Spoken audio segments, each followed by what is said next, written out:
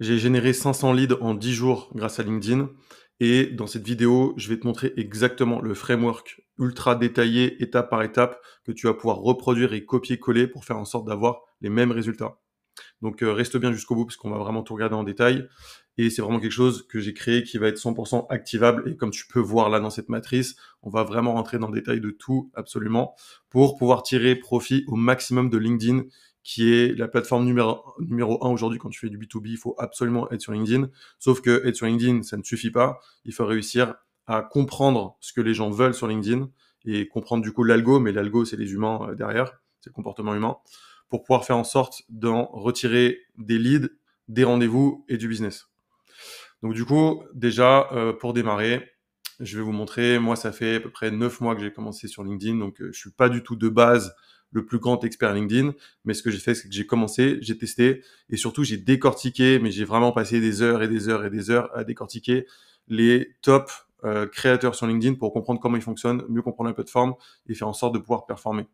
Donc de base, alors que j'avais quand même 6-7 000 abonnés, peut-être 7 000, euh, et ben je faisais quand même très peu d'impressions parce que, encore une fois, avoir des abonnés, ça suffit pas. Ce qu'il faut, c'est réussir à faire des bons posts et faire de la bonne création de contenu. Donc je faisais du 200 impressions en moyenne, et quand je faisais des posts qui performaient bien, je pourrais monter jusqu'à 1000, 1700, c'est un peu le grand max, c'est le premier post que j'ai dû faire sur LinkedIn.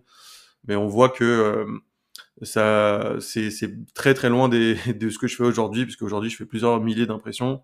On peut voir que ça, c'est mes derniers posts sur les 28 derniers jours, mes top posts. Donc 125 000, 35 000, 7 000, 4 000. Mais surtout, derrière, c'est les leads que ça a généré derrière, les personnes qui se sont connectées avec moi, et donc du coup qui vont continuer aussi de voir mon contenu, parce que même si notre contenu n'est pas forcément montré à tous nos abonnés, forcément, quand on a des contacts frais qui nous ajoutent, LinkedIn va pousser ce contenu-là à ces personnes. Donc du coup, ça va vous permettre de faire du nurturing frais auprès de ces personnes-là. Donc on peut voir la courbe de progression du nombre d'impressions ici sur les 365 derniers jours. Donc on voit qu'il y a vraiment un moment où j'ai craqué le code, et du coup le nombre d'abonnés aussi qui va forcément avec. Donc 500 leads en 10 jours et plus 3500 abonnés, et du coup beaucoup plus de visibilité sur tout ce que je fais, donc sur moi, sur mon travail, et donc du coup sur mon business aussi. Donc là, donc ce qu'on va regarder, ça c'est premièrement en fait, réussir à master LinkedIn, c'est obligatoire, parce que sinon, poster sur LinkedIn, ça ne sert à rien. Donc, il faut absolument comprendre comment ça fonctionne et comprendre comment être performant, parce que sinon, ça sert à rien de poster sur LinkedIn. Si on poste sans stratégie, on passe du temps pour rien à créer des posts. On laisse de côté des opportunités business. On n'a pas d'impact et confiance sur les leads. C'est-à-dire que les leads qui vont venir par tous les autres canaux d'acquisition, on va pas forcément réussir à gagner leur confiance si on fait des mauvais posts sur LinkedIn. Donc en fait, LinkedIn, ça sert aussi à ça, et tout le contenu organique de manière générale, ça sert en sorte de mieux faire performer tous les autres canaux d'acquisition. Mais réussir sur LinkedIn, c'est difficile. Pourquoi? Parce que, comme sur toutes les plateformes, c'est la guerre de l'attention. Tout le monde cherche à capter l'attention de plus en plus. Et tout le monde a compris la puissance de LinkedIn. Donc du coup, tout le monde s'y met. Toutes les personnes qui sont vraiment B2B commencent vraiment à s'y mettre. Et la grande majorité n'ont pas compris comment ça fonctionnait. Donc ça, c'est l'opportunité qui nous reste aujourd'hui. Mais il y a beaucoup de monde qui s'y met. Et de plus en plus, avec l'IA, ça va être de plus en plus facile de faire du bon contenu, du contenu qui intéresse les gens. Du coup, c'est maintenant qu'il faut réussir à émerger. Ça n'a jamais été aussi facile du coup de créer du contenu avec l'IA. Et comme on disait, le nombre d'abos sert très peu. Et même pour avoir discuté avec des top créateurs, comme par exemple Hugo Benz, que vous pouvez voir sur mon podcast par exemple, tu peux aller voir l'authentique, où il expliquait que lui, il doit avoir 60 000 abonnés sur LinkedIn. Il fait encore des posts qui font 1000 impressions, quoi. En fait, le nombre d'abonnés, c'est pas du tout ce qui compte.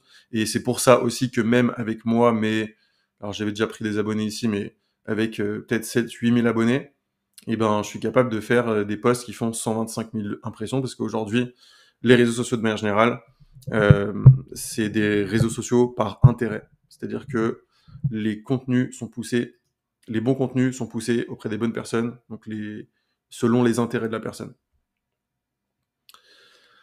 Euh, et pourtant, il y a des opportunités du coup de fou à aller chercher sur LinkedIn. Et les opportunités, c'est quoi? C'est que déjà, premièrement, sur LinkedIn, on peut faire un ciblage B2B qui est ultra précis. On a un fort taux d'ouverture des messages. C'est gratuit, c'est 100% gratuit. Là, je parle pas de publicité, hein. J'ai jamais dépensé un seul euro en publicité LinkedIn. On a un effet de levier qui est hyper puissant parce qu'on peut toucher des centaines de milliers de personnes grâce à nos posts gratuits. Et forcément, c'est une plateforme où il y a beaucoup d'attention. Donc, s'il y a beaucoup d'attention parce qu'il y a des gens qui passent du temps sur cette plateforme, eh ben, il y a des opportunités. Et on voit aujourd'hui émerger, mais c'est assez récent, hein, ça fait franchement, ça doit faire peut-être 3 ans que ça a commencé vraiment, où on a vu émerger des boîtes sur LinkedIn qui font des dizaines de millions d'euros de chiffre d'affaires, voire même plus, parce que Eskimos, c'est encore plus. Donc là, on a par exemple Andrea Ben Saïd de Eskimos, qui lui, il annonce clairement dans ses podcasts que ce qu'il a fait exploser, c'est ses contenus, sa marque personnelle, LinkedIn. Après, derrière, il a fait des rachats de boîtes pour aller encore plus loin, mais de base, c'était vraiment ça.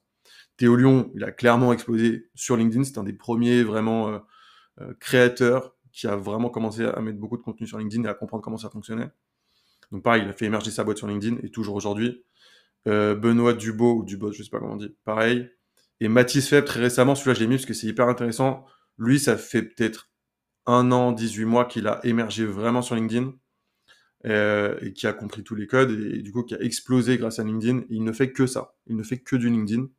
Et sa boîte, je saurais pas dire les chiffres exactement, mais en tout cas, sa boîte se comporte très bien, quoi. Voilà, et bien sûr, là, c'est quelques exemples, mais il y en a énormément d'autres. Et donc, ce qui est intéressant, c'est d'analyser comment ils ont fait pour pouvoir tirer profit au maximum, nous aussi, de cette plateforme-là, de LinkedIn. Donc, en fait, ils ont un framework commun, tous ces créateurs-là, qui sont le contenu massif, faire du contenu massif, faire une marque personnelle et authentique, c'est se mettre soi en avant. Même si on fait une boîte qui fait du SEO, les gens veulent des humains. Les gens veulent des interactions avec les humains, veulent voir les humains. Et c'est comme ça que tous ont fait. Tous ont mis en avant leur marque personnelle, ils montrent leur visage, font des vidéos, eux. Parce que c'est ce que les gens veulent, encore une fois. Les humains veulent interagir avec des humains. Et éducation, c'est-à-dire que pareil, dans tous les contenus qu'ils font, c'est du contenu qui est éducatif, qui permet de faire prendre conscience aux gens de leurs problèmes et de leurs solutions. Ça, on va voir. Aussi, alors un truc par rapport il y a un grand débat qui est est-ce qu'on doit faire du visuel ou de la vidéo. Moi, personnellement, de mes tests, la vidéo performe moins bien que les visuels, contrairement à d'autres réseaux, alors que c'est des vidéos qui peuvent très bien performer sur certains réseaux, et beaucoup moins sur LinkedIn. Je pense que LinkedIn, on a l'impression qu'il a un peu le cul entre deux chaises de savoir s'il faut pousser la vidéo vraiment ou pas. En tout cas, il faut faire les deux, ça c'est sûr et certain. Visuel, c'est plus pour lead generation, favoriser plutôt, du coup plutôt pour l'algorithme pour le moment.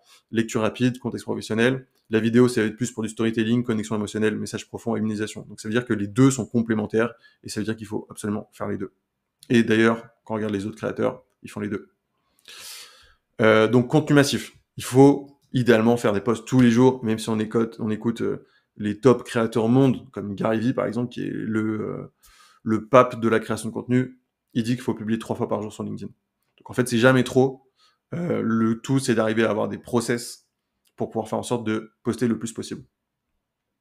Faire des contenus variés, texte, visuel, vidéo, et de la régularité, poster vraiment sur le long terme.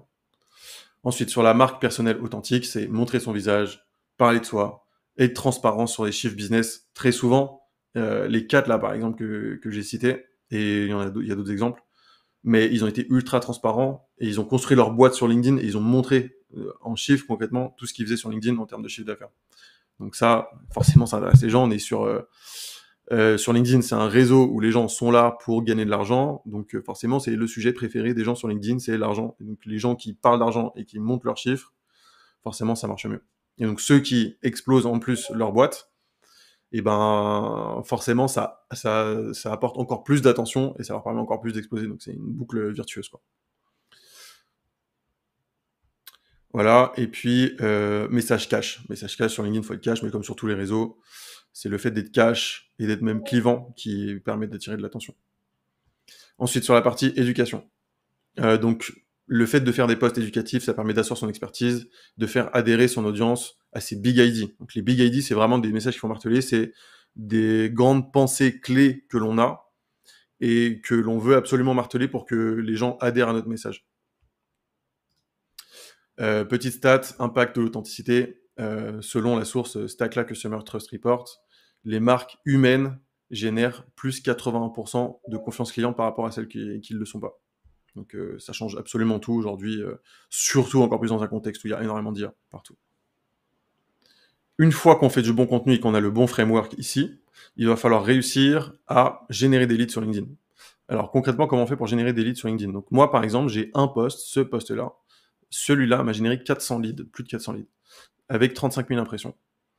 Donc en fait, la clé, c'est quoi? C'est de faire un post dans lequel on va demander aux gens de commenter un mot pour pouvoir avoir accès à une ressource gratuite. Derrière, les gens, on leur demande de nous ajouter en contact. Donc du coup, on va faire grossir son réseau comme ça. Et c'est les gens qu'on va pouvoir contacter, parce que quand les gens nous demandent en contact, c'est des gens qu'on peut contacter sans griller une demande d'invitation. Parce que sur LinkedIn, on est limité à 200 invitations par semaine. Et donc du coup, ça nous permet de passer cette barrière-là et de contacter plus de monde. Ensuite, on envoie la ressource. Ensuite, on ajoute cette personne-là dans notre CRM. Ensuite, on noue une relation avec cette personne. Donc, on va échanger avec elle, concrètement sur LinkedIn, en DM. On va la qualifier, lui poser des questions. Et si la personne est qualifiée et qu'elle montre de l'intérêt et qu'on a réussi à avoir une bonne connexion, à ce moment-là, on va prendre un rendez-vous. Pour réussir à prendre ce rendez-vous, en fait, il va falloir faire des relances intensives pour garder le contact. Le but, c'est de pas lâcher les gens. Donc, on les rentre dans le CRM, et dans son CRM, on se marque des relances tous les 2-3 jours, en tout cas au début, et après un peu moins. Mais en tout cas, sur le premier mois, ça va être en moyenne 9 fois, 9 relances si les gens ne répondent pas, mais vraiment, il va falloir vraiment les relancer pour échanger avec la personne.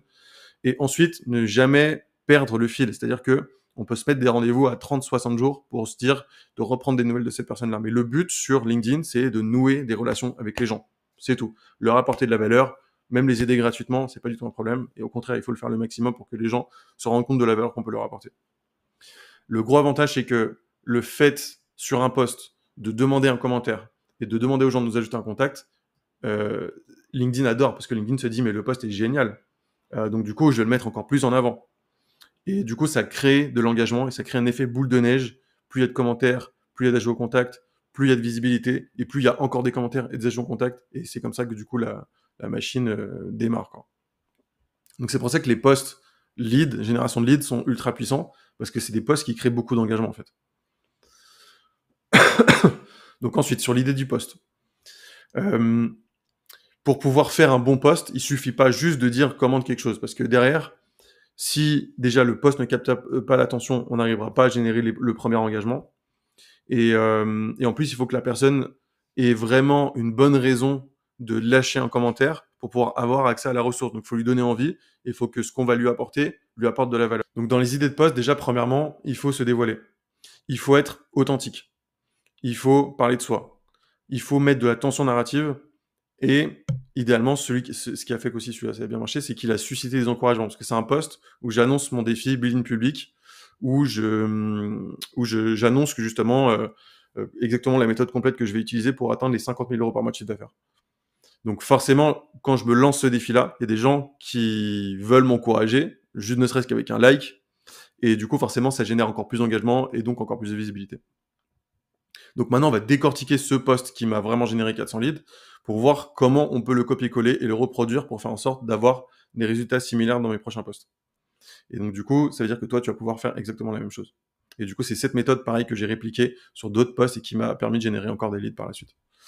Donc, l'un des trucs qui fonctionne bien sur LinkedIn, comme on a vu, c'est de parler d'argent et donc du coup, les chiffres. Ensuite, c'est une photo du visage. Forcément, les gens, quand ils voient un visage, ça et une émotion, ça attire beaucoup plus l'attention qu'un texte, forcément. Donc, c'est un truc qui marche super bien et c'est pour ça qu'aujourd'hui, tous les top créateurs, ils montrent leur visage, c'est parce que ça attire plus l'attention, forcément. Donc, du coup, si ça attire plus l'attention, il y a plus de chances que la personne lise les 3 premières lignes de texte qui sont là. Hop, les 3 premières lignes. Et donc, du coup, clique parce que derrière, on a accroché les gens avec le bon texte et clique sur afficher plus pour pouvoir voir toute la suite du post. Passe du temps sur le post. Et si LinkedIn se rend compte que les gens passent du temps sur ce post, ils disent, ah ouais, c'est ok, c'est un bon post, on va le pousser encore plus.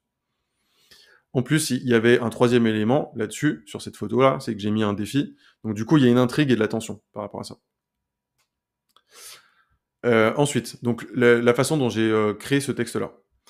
En gros, c'est le framework, c'est ça, c'est hook, tension, fixer de la valeur sur lead magnet, effet de halo, on va voir jusqu'après ce que c'est, rajouter la tension, révélation, bénéfice pour les personnes d'avoir ce lead magnet, et call to action. Donc le hook, ici, c'est, je résume, dans le hook, il faut résumer ce dont je vais parler justement dans le post. et ça doit être absolument une accroche. Donc, il faut que vraiment les gens ils s'arrêtent là-dessus et qu'ils disent OK, j'ai envie d'en lire plus. Ensuite, je mets de la tension narrative. On a envie de lire la suite. Je vais tout documenter gratuitement. Ça fait des mois que je me prépare. Ensuite, on va fixer un montant sur ce que je m'apprête à délivrer. Donc là, j'ai claqué 25 000 € en formation et coaching. Donc ça met de la valeur sur tout le lead magnet et le document que je vais révéler et la méthode. Plus effet de halo, parce que je cite les top marketeurs US desquels j'ai tiré cette méthode-là. Et donc l'effet de halo, c'est quoi? C'est un concept psychologique où donc l'effet de halo est un biais cognitif où l'impression positive d'une personne ou marque rejaillit sur vos idées. Donc associer votre message à une autorité respectée crée une crédibilité instantanée par association. Donc en fait, c'est une idée qu'on va associer à des experts, des marques, des témoins satisfaits ou un succès prouvé qui fait que les gens se disent oui, ok, bon, c'est forcément une bonne idée. Donc c'est exactement ça que j'ai voulu créer ici. Voilà, donc ensuite, je fais monter la valeur perçue. Ensuite, je rajoute de l'attention. Ensuite, je fais la révélation où je dévoile la stratégie, les bénéfices que tu as à appliquer ça. Ensuite, je fais encore monter la valeur perçue en disant, OK, là c'est pas juste un petit document d'une page où je vous montre un schéma, là. J'ai préparé une bombe, donc on le tease. C'est un document de 27 pages, donc ça montre la valeur encore de la chose, parce qu'il va y avoir beaucoup de choses dans ce document et ça va être vraiment bien détaillé. Et ensuite, le call to action qui doit être visuel. Donc, c'est pour ça qu'on met 1, 2 notamment, et que ce soit ultra clair. Il faut que les gens comprennent tout de suite et que ce soit simple. C'est OK, d'accord, je la demande en connexion, je mets mon commentaire et je vais obtenir. Voilà. Sur le hook, alors le hook, effectivement, c'est un élément qui est clé, qui est ultra important, sur lequel ça vaut le coup de passer du temps parce que on peut avoir le meilleur post du monde ici, mais si les gens ne le lisent même pas, bah ça sert à rien. Donc en fait, il faut absolument ici que dans le hook, on a un hook qui soit ultra puissant et ça vaut le coup de le travailler et de réfléchir à différentes versions en amont. Donc, alors déjà, il y a plusieurs types de hook. Il y a le hook, effectivement, visuel, parce que forcément, quand les gens scrollent, ils voient d'abord la photo ou le média, en tout cas, qui est là. Et ensuite, il y a le hook des premières lignes ici qui est aussi important. Et ensuite, donc 5 types de hooks puissants, c'est casser une croyance limitante, un aveu personnel, parler d'un échec, histoire personnelle ou une révélation contre-intuitive. C'est des types de hooks classiques. Si tu regardes un peu sur ton fil LinkedIn, que tu vas voir ces frameworks qui reviennent très souvent. Voilà. Ensuite, une fois qu'on a ça, le troisième pilier qu'on va voir, c'est comment sortir de la zone d'ombre. Parce que même si on fait des bons posts, c'est pas forcément dit à 100% que LinkedIn va nous mettre en avant. Donc déjà, premièrement, il faut réussir à bien comprendre l'algorithme LinkedIn et comment ça fonctionne. Donc, comment ça fonctionne, c'est que lorsqu'il y a une publication, déjà, il va montrer le post à un premier cercle. S'il se rend compte qu'il y a un peu d'engagement, il va le montrer à un deuxième cercle. Donc c'est un réseau qui est un peu élargi. S'il voit qu'il y a toujours beaucoup d'engagement, il va continuer à des cohortes encore élargies qui sont vraiment hors réseau. Et si ça continue d'y avoir beaucoup d'engagement sur cette cohorte-là, ensuite, il va le rendre beaucoup plus viral pour faire une diffusion maximale. Le but de LinkedIn, c'est de toute façon de pousser aux gens des bons contenus pour que les gens restent sur la plateforme. Il faut bien comprendre ça, c'est limite le seul truc à comprendre. Et donc, du coup, qu'est-ce que va regarder LinkedIn pour voir si c'est un bon post? Le temps passé et la durée de lecture et de visionnage du post. Le nombre de clics sur le voir plus, justement, pour afficher plus de texte. Le nombre de commentaires et d'engagement conversationnel et le nombre de partages pour amplification du contenu. Donc, l'algorithme LinkedIn favorise le contenu qui génère des conversations authentiques plutôt que des interactions superficielles. Ensuite, autre chose pour pouvoir réussir à hacker un peu l'algorithme de LinkedIn, c'est que LinkedIn va récompenser les gens qui sont actifs sur la plateforme, forcément. Et donc, du coup, les commentaires, ça va être très important. Donc, surtout particulièrement cette plateforme-là, elle met en avant beaucoup les commentaires sur les posts. Puisqu'on peut voir, par exemple, dans le feed d'actualité LinkedIn, on voit certains posts où c'est marqué en haut X a commenté ou X a aimé ce truc-là. Donc, ça veut dire que LinkedIn le met vraiment beaucoup en avant. Du coup, il faut jouer le jeu et aller commenter les posts des top créateurs. Parce que les top créateurs, ils ont beaucoup de visibilité sur leurs posts. Donc, du coup, on a de la chance d'avoir des commentaires qui peuvent être assez visibles. J'ai déjà des commentaires qui ont fait des milliers de vues, voire même des dizaines de milliers de vues sur certains posts. Et donc, forcément, les gens voient notre commentaire. Et donc, potentiellement, c'est des gens qui vont rentrer dans nos cercles par la suite de publication ici. C'est-à-dire que LinkedIn va se dire, ah, ok, cette personne-là a déjà regardé un commentaire de cette personne-là. Et si je lui poussais un peu du contenu de cette personne pour voir comment il réagit. Donc voilà, donc commenter leur post, ça donne de la visibilité et ça donne une première exposition à des nouveaux profils. Ensuite, l'une des autres choses qui peut être intéressante, mais qui fait pas tout, mais c'est un petit bonus qui est intéressant, c'est d'utiliser des pods humains. Alors ça veut dire quoi? C'est en gros, il existe plusieurs types de pods. Il y a des pods robots et des pods humains. Les pods robots, c'est des pods où on va mettre le lien de notre post sur une plateforme et il y a des robots qui vont venir, qui vont commenter pour créer un premier engagement. Ça ne fonctionne pas. LinkedIn le détecte, ça ne fonctionne pas. Le seul truc qui peut vraiment fonctionner, c'est d'être par exemple dans un petit groupe WhatsApp avec d'autres créateurs et en fait on se met nos liens directement sur le groupe WhatsApp et on va chacun se commenter nos posts pour pouvoir créer un début de premier engagement. Et donc ça permet de lancer un peu le début de la boule de neige, quoi. Mais par contre, il faut que ce soit vraiment des vraies personnes. Idéalement sur un groupe WhatsApp, ça fait beaucoup comme ça. Ne pas mettre de lien avec l'UTM. L'UTM, c'est le bout de l'UTM, c'est le bout du lien en gros qui permet de traquer d'où vient le clic. Et donc du coup, si on le met, LinkedIn sait que ça vient d'en dehors de la plateforme et donc du coup, on va pas le mettre en avant. Donc il faut bien enlever ça et se faire des commentaires mutuels, voilà, et être sûr que ce soit bien assidu par rapport à ça, quoi. Bien sûr, ce n'est pas une solution magique. Si ton post est pourri, peu importe si tu fais des pods ou autre, le post ne fonctionnera pas. Ça, c'est sûr et certain. Donc, la clé, dans tous les cas absolus, numéro 1, c'est un contenu de qualité. Voilà, c'est tout. C'est ça qu'il faut compter. Ça, c'est vraiment plus un petit bonus, un petit coup de pouce supplémentaire. Voilà, donc la formule d'amplification, c'est visuel fort, texte percutant, et ça, c'est un boost de l'algorithme. Donc ensuite, parler d'argent, j'en ai fait carrément un schéma parce que c'est quand même un truc qui est hyper important. C'est le sujet qui fonctionne toujours en fait sur LinkedIn et quand on regarde les top créateurs, ils parlent beaucoup d'argent. Donc c'est combien j'ai gagné, mon chiffre d'affaires, mes revenus, je suis passé de 0 à X euros. Bah, parce que LinkedIn, c'est un réseau professionnel, hein, donc les utilisateurs sont là pour développer leur carrière et leur business. Donc les succès financiers forcément inspirent, et puis bah, les gens ont une curiosité qui est naturelle. Donc Hormozy dit quand vous partagez vos résultats financiers, vous n'êtes pas vantard, vous établissez votre crédibilité et vous validez que vos conseils fonctionnent. Voilà, le dernier point ensuite, ça va être une fois qu'on a réussi à créer de l'attention, faire des bons posts, générer des leads, sortir de la zone d'ombre, il va falloir réussir à transformer ces leads en rendez-vous, qui est encore autre chose derrière. Donc pour ça, la clé, ça va être de mettre en place du setting. Donc déjà concrètement, c'est quoi le tunnel d'acquisition idéal sur LinkedIn? C'est de faire un format court sur LinkedIn, donc un post. Ce post va, par exemple le post lead magnet, le but c'est que les gens commentent et aient accès à une ressource. Cette ressource, ça peut être un document ou une vidéo, ou alors un outil, donc doc, vidéo YouTube ou outil. Donc derrière, les gens vont passer du temps avec toi sur tes contenus, vont apprendre à comprendre ta méthode, comprendre comment tu peux résoudre leurs problèmes, et c'est de cette façon que tu vas commencer à créer la confiance, et que en plus de ça, tu vas discuter avec lui en DM directement sur LinkedIn, apprendre à nouer une relation, apprendre à mieux la connaître, à la qualifier, etc., jusqu'à obtenir un rendez-vous. Donc c'est le mix que tu as attiré son attention sur les réseaux, avec de la visibilité, des premiers contacts. Ensuite, tu l'as redirigé faire des formats longs, il a passé du temps avec toi, et il s'est rendu compte que tu pouvais potentiellement l'aider. En plus de ça, tu as échangé avec lui en direct sur LinkedIn, donc là, tu commences vraiment à établir une relation.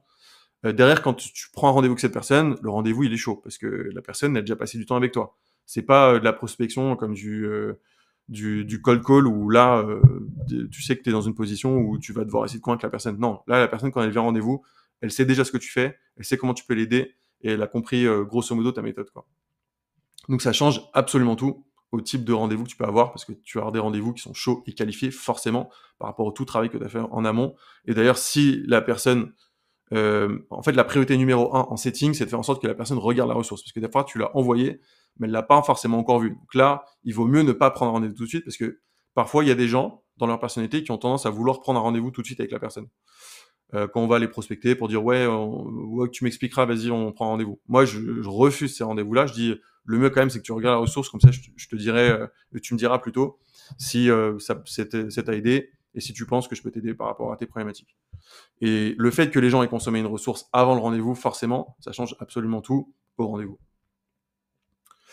Donc le setting, la clé, c'est quoi? C'est faire des relances fréquentes, comme on l'a vu. Nouer des relations avec les gens et poser des questions pour les qualifier. Pour avoir un setting qui fonctionne, il faut absolument processiser. Pour ça, on rentre tous les contacts dans un CRM. On met en place des SOP et des process. Donc concrètement, c'est un guide du setting pour faire en sorte que tu puisses déléguer correctement ce setting. Parce que quand tu génères 500 leads, si tu fais toi-même un par un l'envoi des ressources et le setting avec tout le monde, tu vas pas t'en sortir. Donc il faut une personne dédiée à ça, idéalement. Donc quand tu démarres, tu le fais toi-même. Au bout d'un moment, il va falloir déléguer. Ça coûte pas si cher de déléguer. Tu peux recruter des setters à Madagascar. Moi, personnellement, c'est ce que je fais et c'est ce que je recommande à tous mes clients de faire. Et ça coûte du coup pas forcément très cher. On peut avoir des top personnes qui sont 100% disponibles en remote. Et à partir du moment où tu fais des bons SOP, il n'y a aucune raison que ça se passe mal parce que la personne va utiliser du coup tes réseaux personnels pour pouvoir communiquer à ta place. Et donc du coup, il faut qu'elle arrive à s'imprégner de ton ton, de ta méthode, etc. Et qu'elle ait bien compris tes SOP et les outils que tu utilises pour faire en sorte de faire un bon setting. Ensuite, il va falloir absolument tout mesurer. Et pour ça, on va utiliser des dashboards pour pouvoir derrière itérer et faire en sorte d'améliorer l'ensemble du processus, donc des contenus, du setting, des messages, de la façon dont on aborde, dont on qualifie, etc. Donc, indispensable de mesurer et itérer. Ensuite, il y a beaucoup d'erreurs, pour finir, qui sont vraiment à éviter, parce que c'est des erreurs qu'on voit tout le temps sur LinkedIn. Les pods automatiques et les bots, ça on l'a vu. Les liens avec UTM quand on partage à d'autres personnes. Les emojis partout dans le post, ça fait trop IA, ça fait trop spam, les gens n'ont pas envie de lire. Aujourd'hui, les gens ont un peu dans la tête, ceux qui sont notamment beaucoup sur LinkedIn, un détecteur anti-IA. Parce que forcément, les gens veulent du contenu que les humains ont écrit, quoi. Donc, dès qu'il y a des emojis partout et qu'on détecte tout de suite que c'est l'IA, parce que c'est toujours les mêmes emojis qui reviennent, ça fait spam. Du coup, il faut vraiment éviter ça. Par contre, on peut s'aider de l'IA pour faire le script, sans problème. Mais par contre, il faut vraiment que le post soit le plus humain possible. Et aujourd'hui, les IA peuvent très bien faire du contenu qui est humain, mais par contre, il va falloir vraiment l'aider à faire ça et le prompter correctement. Ensuite, autre erreur, c'est le fait de ne pas répondre aux commentaires, d'envoyer des ressources de mauvaise qualité, parce que forcément, si la personne, tu lui envoies une ressource, mais que la ressource, elle est pourrie, ça va absolument rien t'aider et ça va même te décrédibiliser. Donc, à éviter, forcément. Donc, ça vaut le coup de passer du temps et faire des vraies ressources de qualité. Rester uniquement sur LinkedIn aussi, c'est une erreur. Toutes les autres plateformes, il y a de l'attention, même en B2B. Du coup, il faut aller absolument partout. Et pareil, autre erreur, c'est vouloir plaire à tout le monde. Le but, au contraire, c'est d'être clivant et d'avoir des ennemis communs. Quand on a des ennemis communs, notamment, ça permet de rallier plus de gens à sa cause.